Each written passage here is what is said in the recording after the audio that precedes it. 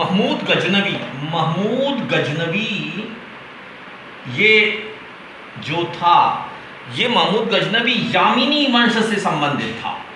ये आप याद रखिएगा, महमूद गजनवी यामीनी वंश से संबंधित था और अपने पिता के शासन काल के समय ये खुरासन का शासक था। ये आपको याद रखने का है, ये यामीनी वंश का था और अपने पिता के शासन काल के समय ये खुरासन का शासक था। अच्छा, महमूद गजनवी के दरबार में अलबरूनी, एक नाम आ रहा है यहाँ पे, अलबरूनी। उसके बाद है फिरदौसी, फारूकी, फारूकी के बाद में आता है उल्बी, और उल्बी के बाद में जो आता है बैकाही। ये जो थे, इन विद्वानों को महमूद गजनवी के दरबार में संरक्षण प्राप्त था। ये जो था अलबरूनी, ये पहला विद्वान था, मुस्लिम पहला विद्वान था जिसने कि वेदों का अध्ययन किया था। जो वेदों का अध्ययन करने वाला जो था, ये पहला मुस्लिम था जिसने वेदों पुराणों का अध्ययन किया था। इसके अलावा भूगोल, गणित, दर्शन शास्त्र इत्यादि का भी ये ज्ञाता था। अच्छा, ये जो था पुराणों और वेदों का अध्ययन करने वाला पहला मुस्लिम था। दूसरा जो था, इसने ये बुक लिखी थी, एक तहकीक ए हिंद। तहकीक ए हिंद में ये उस समय की महमूद गजनवी के भारत आक्रमण और यहाँ की राजनीतिक और आर्थिक स्थिति का वर्णन जो है यहाँ पे किया है। किसमें? तहकीक हिंद में किया है। इसको किताब उल हिंद भी कहा जाता है, इसको किताबुल हिंद भी कहा जाता है। अच्छा, इसके बाद में जो था फिरदौसी, फिरदौसी जो था ये फारसी भाषा का संस्थापक माना जाता है। इसको फारसी भाषा का संस्थापक था फिरदौसी। इसने जो बुक लिखी थी जिसका कि नाम था शहनामा, ये एमपीपीएससी में आया है ये क्वेश्चन।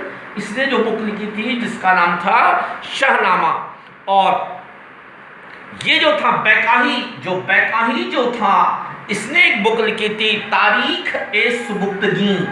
ये नाम याद रखने के मेरे को, तारीख ए सुबुक्तगीन, जिसमें कि सुबुक्तगीन के शासन काल का वर्णन किया गया है इसमें।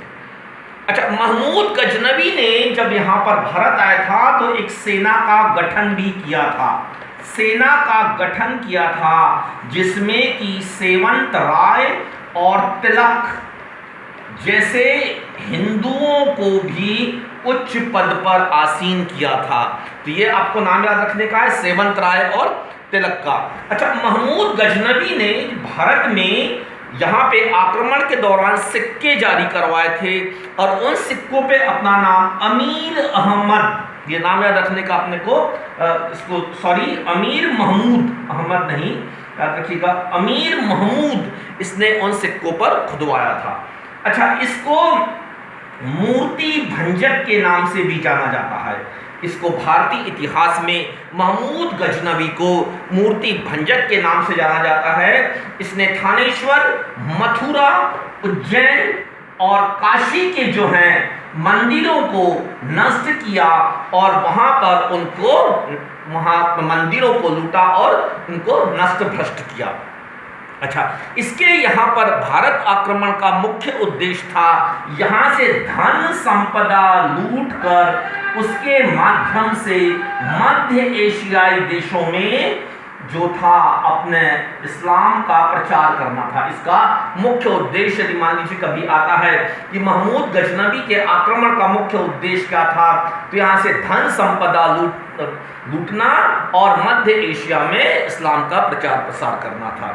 अच्छा, यहाँ पर 1027 में इसका अंतिम आक्रमण जो था, ये अंतिम आक्रमण था जाटों के विरुद्ध था, और जाटों के विरुद्ध आक्रमण के दौरान वापसी जाते समय इसकी खोखरों से भिड़त हुई थी, खोखरों से भिड़त हुई थी, और इस समय यहाँ पर इसकी मृत्यु भी हो गई थी खोखरों से भिड़ंत के दौरान। खोखरों का उल्लेख हमको मुगल काल में भी मिलेगा, जब बीरबल का मुकाबला इन खोखरों से होता है और खोखरों के विद्रोह के दौरान बीरबल का सामना करने जाता है, बीरबल की वहां पर मृत्यु हो जाती है। गजनवी वंश का अंतिम शासक खुसरो था, जिसकी खुसरो मलिक भी कहते हैं। खुसरो था या खुसरो मलिक भी कहा जाता है या खुसरो भी कहते हैं, जिसका कि अंत किया था मोहम्मद गौरी ने किया था।